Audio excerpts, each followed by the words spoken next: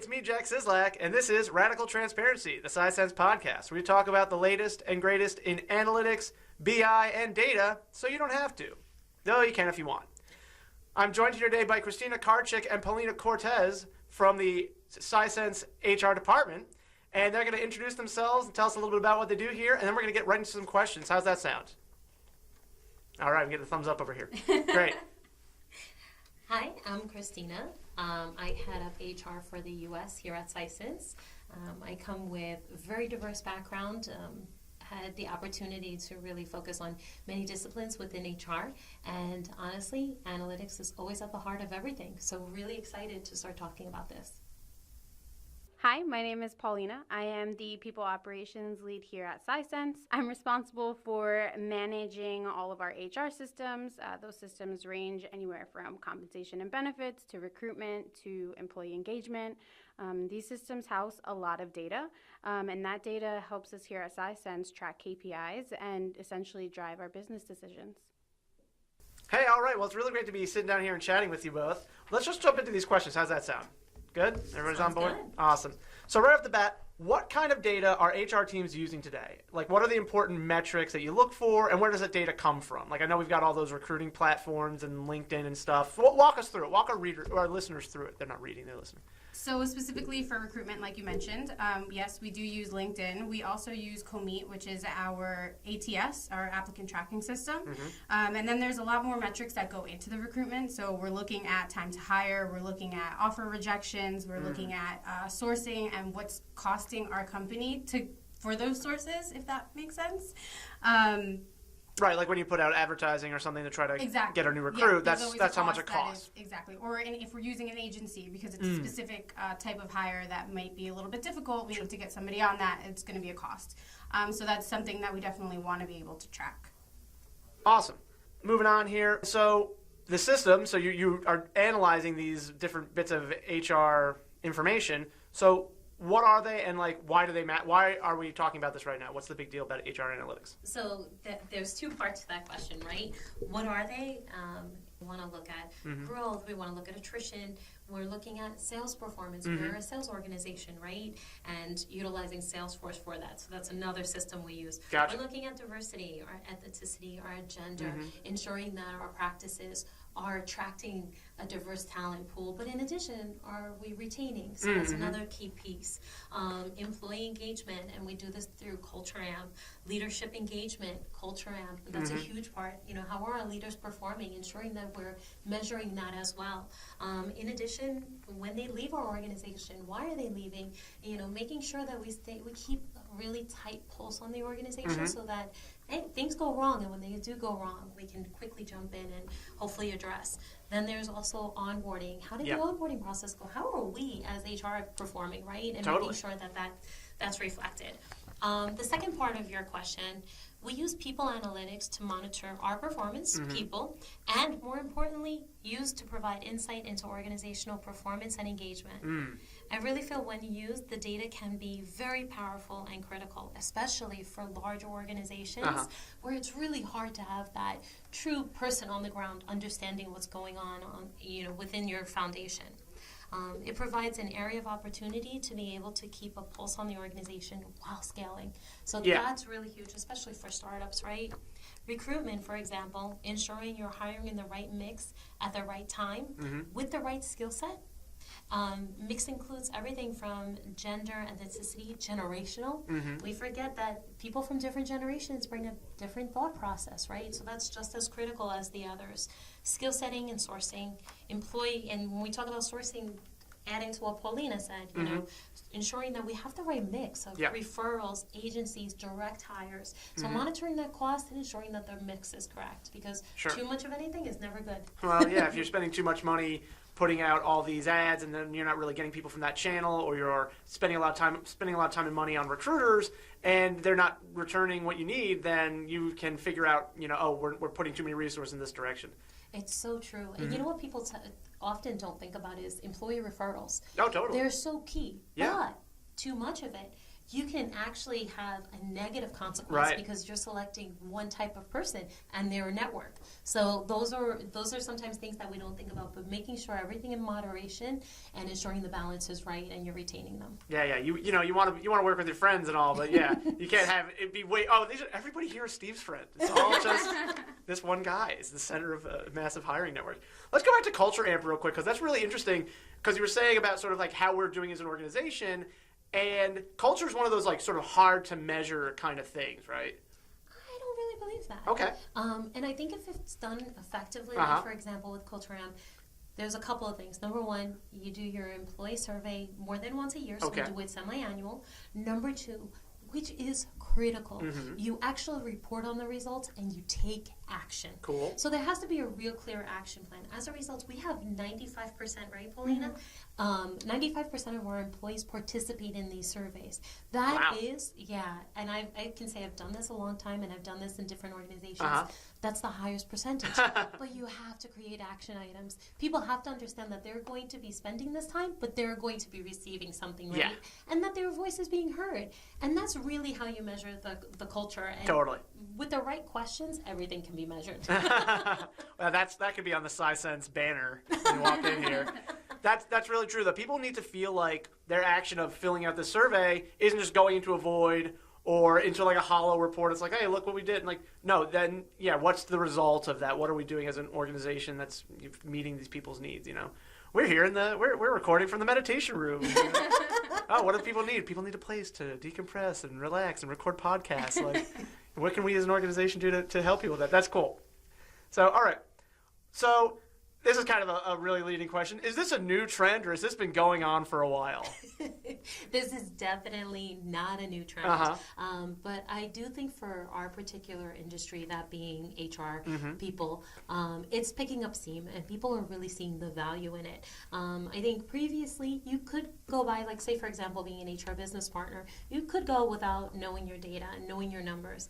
Now I think it would be pretty foolish. And at the end of the day, if you want a seat at that table, you better know your numbers, because the executives don't want to hear about Sally and Joe fighting. They want to know real data, like, okay, how is my organization performing? How are your initiatives performing? And at the end of the day, what's going on? Give them a true picture of what's happening within their organizations. I think that's critical, and that gets you a seat at the table.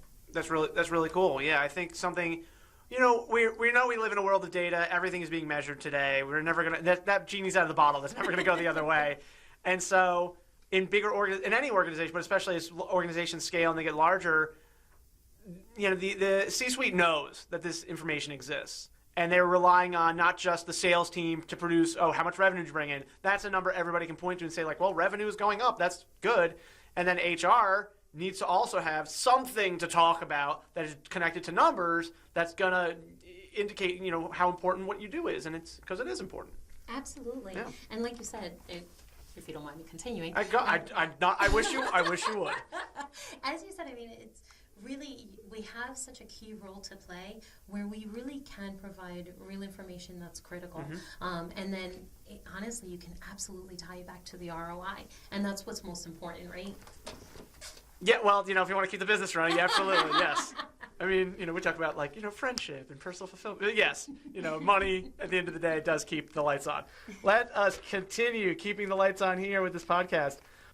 So we talked a lot about the types of data you're bringing in and, like, you know, how important HR analytics is. So what kind of analytics are you using right now to do your job? So what's going into your reports and stuff like that? Great. Well, we use it for many different purposes. So what I'll do is I'll give you a couple of examples. Do it, please. First, there's sales. So HR business partners can absolutely use the analytics, and we use them here all the time to help monitor the performance of the teams and ensuring that performance coaching is happening prior to something failing. Totally. You know, really keeping, again, it goes back to keeping a pulse on the organization, and that's how we can really provide value. We also, like I was speaking about before, we use semi-annual employee engagement survey to monitor employee engagement and leadership effectiveness, which is really critical, right? It starts to give us insight as to, like, all right, is there something going on here? Is there a leadership issue? There is a leadership issue. All right, let's jump in. Let's provide coaching. What are the issues? And typically this will give us the deep dive that we need. And in a smaller organization like Sisens, we're fortunate. We can be on the ground. Yeah. So if we see it, we can get on the ground, really talk to people, understand. Larger organization, it's hard. So this is even more critical because you need this to be able to say, oh man, here's a problem. Let's jump in and see what's going on and correct it. Redirect at that pivotal moment before it becomes too big of an issue that there's no addressing it. And then it leads to termination. And that's really what you want to prevent, right? I couldn't agree more. Yeah, it really sounds, even just this early in the conversation, it totally sounds like you view HR as kind of the immune system of the company. That's always like, oh, Sisens is a little warm today. What's going on? Like, let's put the hand against the head. Like, oh man, okay, well we got to talk to these SDRs or whomever. Like, just all our SDRs are great, but you got to talk to whomever. And I like that we were talking about like coaching, doing things preventatively, being very proactive. I think a lot of people tend to think of HR as a reactive force, like, we need to grow, we need to hire more people, so you go do this, or we need a new VP of whatever, like, go find me this person. When instead you're saying, like, no, there's a lot we can do day to day to help out. There absolutely is. And when we're included in the thought process beforehand, we really have an opportunity to truly impact and be strategic about the outcome. As opposed to, like you said, okay, now you have 70 people, go hire. Yeah, but we want to hire the best of the best. Totally. What is our strategy going to be? How are we going to ensure that we're diversifying as we hire? Right. Like, those are key elements, right? And they take a very tactical approach. Sure. And you want a thought-out approach. I shouldn't say tactical, but more thought-out approach, and ensuring that we're also going after the right avenues and we're creating a strong employment brand as we do it. And at the same time, going back to like what you originally said about this podcast, being transparent, being open and honest about who we are, right? That's cool. But it really does. It comes down to, just being part of the planning, because what you said is so critical. It's being proactive, not reactive. That's where we can have the biggest impact and truly, that's where we can count our ROI on the business. No, yeah, it sounds like HR analytics really help you with that. And so you're talking about being proactive. You're talking about heading things off before they become a problem. Let's talk about, this is a pretty topical issue, I think. Let's talk pay parity. And it seems like this is a place HR analysts can really help a company. So let's talk about this and maybe any other kind of HR hurdles that analytics have helped or are helping to solve either here or you think like in the industry, especially the tech world or wherever the conversation goes. No, I think that is huge, and it's really, really critical now, whether it be for legislation or just because you want to do the right thing, which I'm hoping most people want to do the right thing. Hey, there's always hope for the world. Yeah, let's do the right thing, people. Okay, continue. But there are so many areas where you can actually get that information to understand, okay, what are these roles paying? I think what's critical for an organization is to come in, even if you're a startup, come in really structured. All right, these are the particular roles that we're hiring for. This is going to be the job band. It's not about what they were previously making. It's about what is this job paying in the market, and we're going to pay you comparable. What's fair. Exactly. What's right, yeah. And, always taking into account when you have that star potential, enter the organization and potentially offering more and having some flexibility, but it's some flexibility, right? And just ensuring that you monitor that on a constant basis. And that's bigger than just when they enter. It's also when you do the merit cycle. There was a lot of time spent here by our team here in HR analyzing the results of our comp cycle. Okay, what is the pay parity? How many females? How many males? Making sure that you just got to constantly utilize those analytics to ensure that it is a fair and just process. That's and cool. That no unconscious biases creep in. Keep those out. Absolutely. Unconscious biases are something that the right type of analytical system and the right use of metrics can't 100% solve for, but at least if you're looking at numbers, they say the numbers don't lie, and they totally do at times. But at least you're knowing that you're looking for these things, so you can hopefully be that much more mindful when you're looking at stuff. Absolutely. All right, so we solved pay parity. That's good. Moving on. We'll have lunch later. All right. How do you think HR analytics is changing the hiring arms race? So you talked about the pay parity. I think that's really good when that's a huge part of getting hired. Hey, how much are you paying me? You have to pay my bills. But in terms of like how employers find and recruit and retain talent, we talked a little bit before about making sure you're not spending too much on ads for roles or going solely for recruiters or whatever. How is HR analytics changing like the whole process? Well, it's definitely changing the whole process. I mean, your systems now that you utilized previously, like LinkedIn, you now have the ability to also get analytics from them. Get analytics on your competitor. How many, what does your population look like? Where are they coming from? What does your competitor's population look like? How are they growing? These are all analytics that we previously didn't have access to. And now some of them are free. Some of them you have to pay for. Again, like I was saying previously, you also have the opportunity to monitor your own performance and, the cost of that and what is the performance. So like, for example, we recently, I think it was about 9 months ago, we did ads with LinkedIn. We did paid ads, and then we looked at the analytics afterwards. Okay, what is the benefit here? Was there a cost benefit? We also built in NYC is one of the partners that we utilize. And honestly, we've had a great return on investment. And more importantly, it's actually proven to acquire a lot of diversity talent, which is exciting. So just looking at those things, now we even, to show how much it changes, like, as we build our employment brand and put things out on LinkedIn, we're constantly monitoring each of those posts and how well they did. How many views did they get? And maybe we shouldn't do that. And that's really dictating our direction and which way we go. Oh, yeah, totally. Being on the marketing team here, I know all about monitoring social media and your posts and everything. But you talked about this a couple times already. I just wanted to highlight it a little bit. You talked about having an employment brand. That's critical. Okay, well, give us a moment or two on that real quick, please. Yeah, well, actually, we just started partnering with someone who's helping us really refine it. But what's really interesting is that so far what we've done is actually more of what we will be doing on a constant basis.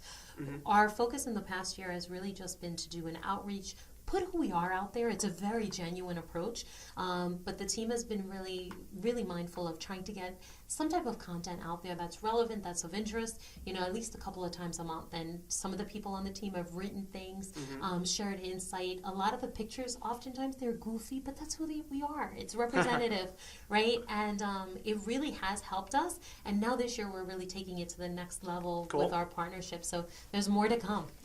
Hey, all right. So yeah. That's just, I'm sure a lot of our listeners are thinking about, companies you've worked for before, and who are they in the public world, and does that align with your experience working there? That's your hiring brand. Like, that's how does this company present themselves? Do they look like a fun place to work, and then you get there and it's totally miserable? Do they look kind of boring on the outside, and then you get there, it's like, oh, everybody's having a pretty good time. Like, let's put that out there. It's so true. And what we ended up seeing as a result of it is people coming to us, saying, I want to work at Sisens. Like, I see what you're putting out there. Because the reality is that every culture is not going to be for everybody, right? No. And there are things that make us amazing, and there are some people that might see that as challenges. So it's cool to have an avenue to say, hey, this is who we are. And if you love it, hit me up. Yeah, totally. Awesome. All right, so let's flip that around. How are applicants, so this feeds in really well, how are applicants adapting to the new role that analytics and HR play in the hiring process?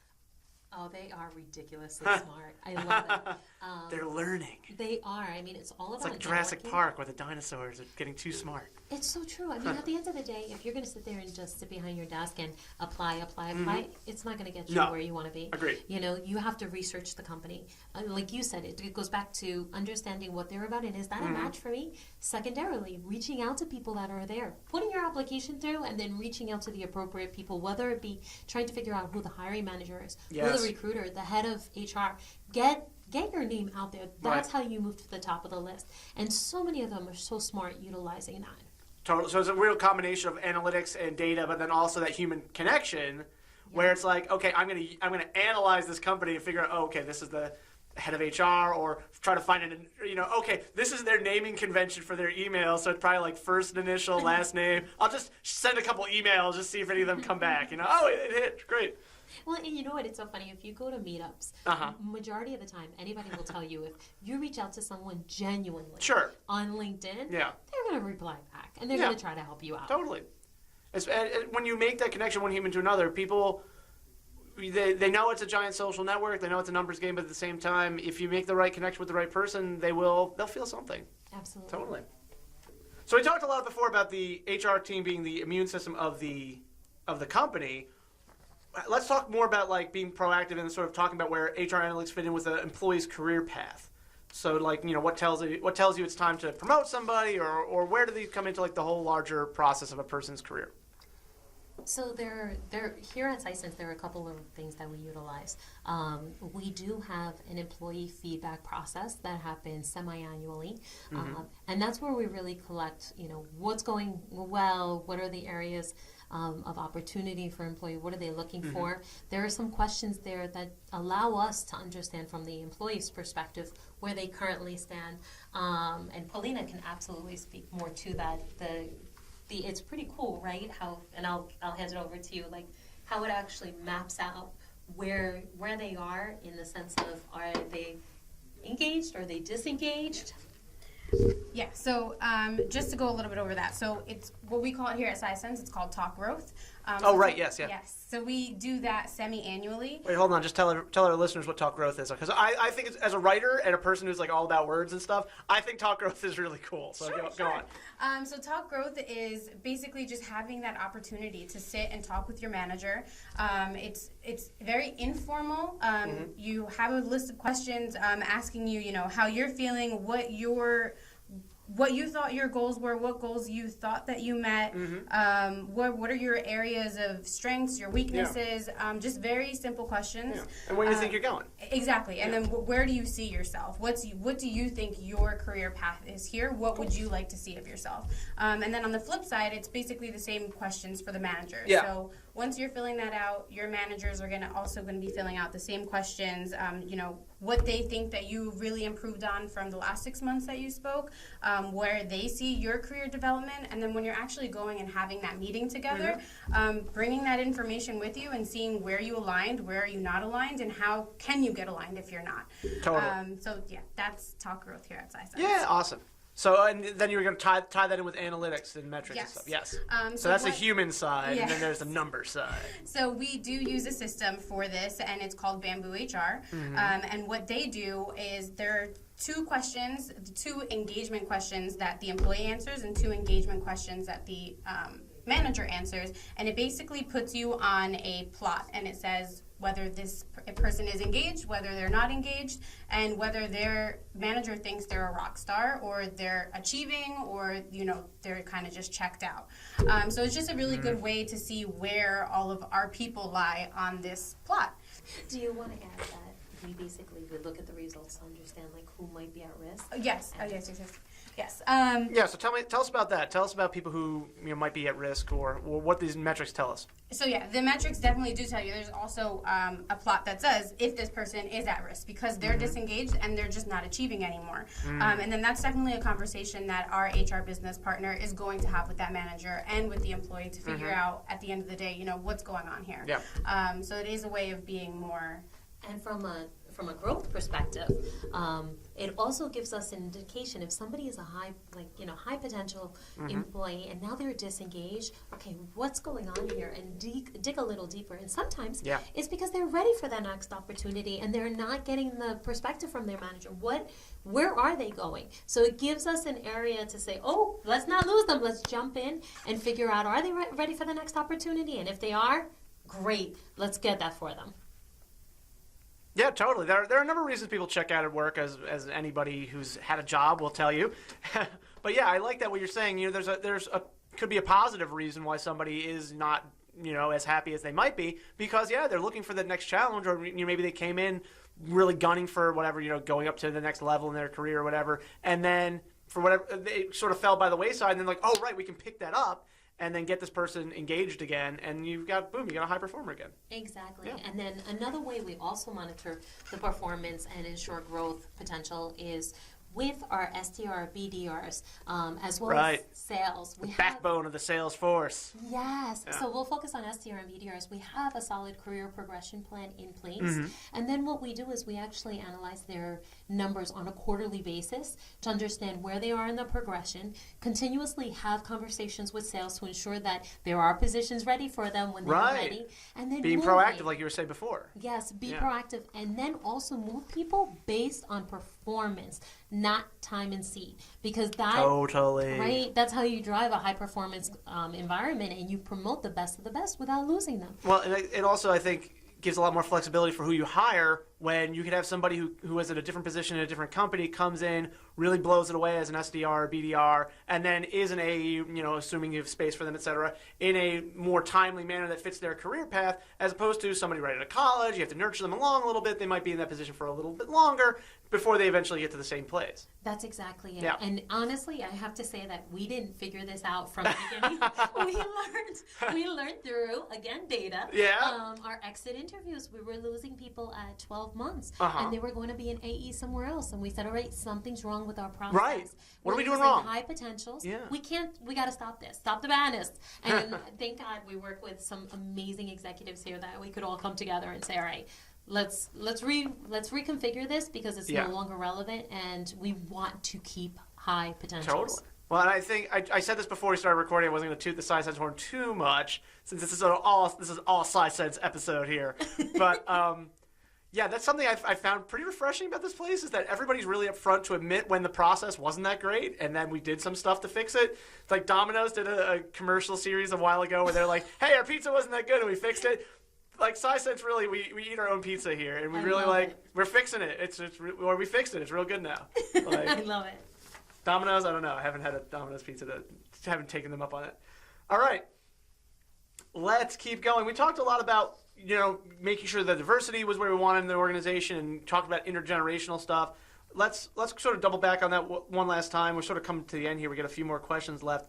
So, how do you use analytics to keep a finger on the pulse of the organization, especially with regards to, like we were talking about, millennials, diversity, making sure we have the representation that we want in the organization, and generational stuff, gender lines, etc. Talk to me about that. Talk to us about that. Yes.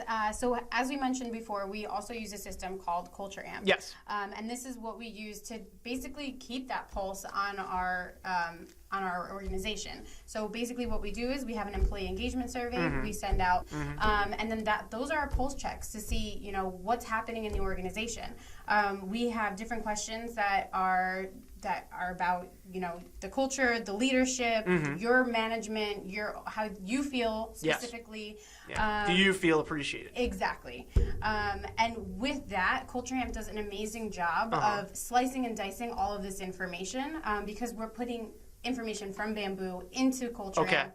So we're getting age, we're getting tenure, we're getting gender, we're getting information based on what departments they're from. Yeah. So if we see that there's a low engagement score, let's say we take the SDR department and the age is right. Your 25s to 30s are really happy, but your 35s to 40s are not. Exactly. Yeah. There's an issue. Right. So we have to figure out what's going on there. So it's just a good way to slice and dice all of that information and make sure that we are keeping that pulse on our. Also, to add to that is we are looking at improving our HRIS systems and how we track information, because I think what's really critical is to make sure who are you attracting, like we talked about before.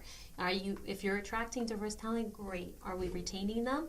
Because that's such a key component. And looking at generational, whether it be millennials and so forth, and looking at gender, ethnicity, looking at the gap, like if we're closing that gap, great. We just have to make sure that we don't start losing that. That's really, really critical. Oh, yeah, totally. You don't want to be, one step forward, two steps back. Yeah. We're tracking all this stuff for a reason. Exactly. So we want to be focused on our goals. That's exactly it. And I'll actually give you an example. Do it. With data, how you can turn around and say, wait, oh my God, there's an issue here. Oh my gosh. It's getting real, folks. At a prior organization, not Sisense, I had started a role and there were some issues, so I wanted to understand. So I really did a deep data dive and said, all right. And it's really interesting. Through the data dive, what I found out was our developers were primarily, I would say 95, 96% Asian males on visas. And I'm like, what is going on here? That's an issue. Like, there's no diversity there. Really interested by just that one data point. I was able to drill down and really understand what was happening. And what was happening was we were hiring the wrong skill set. We were mandating that the person have experience, 2 years of experience, master's degree, for a developer role in which they weren't coding. It was drag and drop. Oh my gosh. So behind the curtain. It's crazy. Yeah. So what ended up happening was the company, number one, you're paying almost double. You're paying the visa cost. That's an issue. Diversity issues. Right. And honestly, they were disengaged. You had people who were Yeah. overqualified for their role. So overall, it's a lose situation. But with one, that's how critical data is, and that's why it should be used all the time, because just it was a large organization, and right. of Things course get lost. something like that can get lost, and obviously it's going to impact the program at some point, right? Because you have a group of disengaged people, right? And they had a critical job. Yeah. This wasn't a job that wasn't important. It's just there was a ripple effect by hiring the wrong skill set. Well, and they're going to go to their next job, and it's like, well, what did you do for the last 2 years? Like, well, I drag stuff around. And like, well, you have a master's degree. What are you doing? Like, it's weird, man. It's a whole thing. So that's cool. So we're ultimately making sure that the people who end up in this job are better suited for it too. So I view that as a win-win. Absolutely. Neat. All right.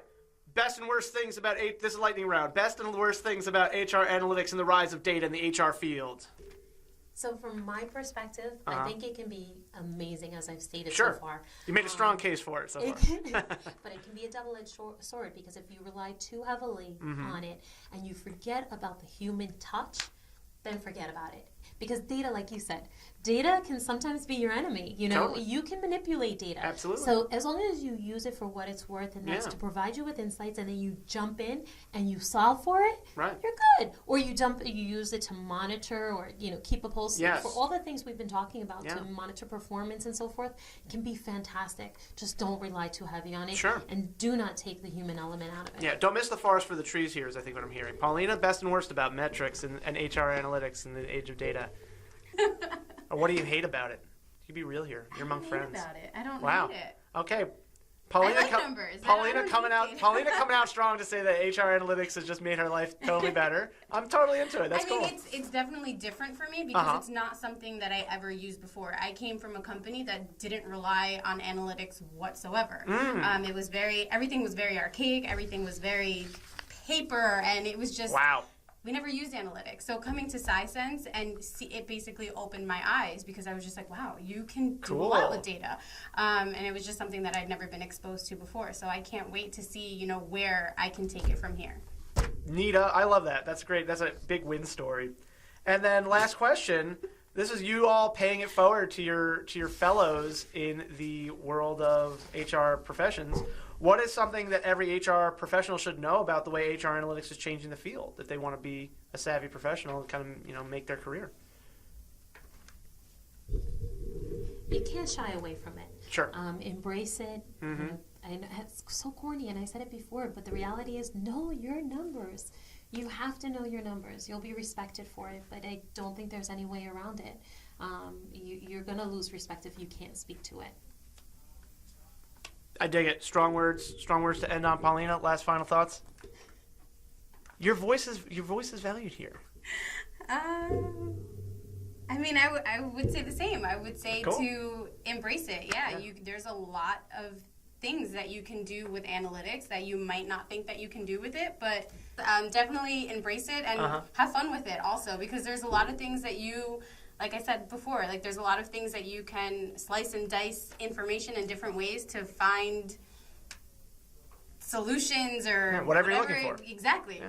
You might not even be looking for something, and you'll be able to find something. So just, have fun with it. Yeah, embrace it, have fun. We had fun here today. Can you believe they paid us to do this? All right, cool. Well, thank you both so much for being on the pod, and you'll be hearing this live recorded sometime later this month, and I had a lot of fun today, so talk to you real soon. All right, bye everybody.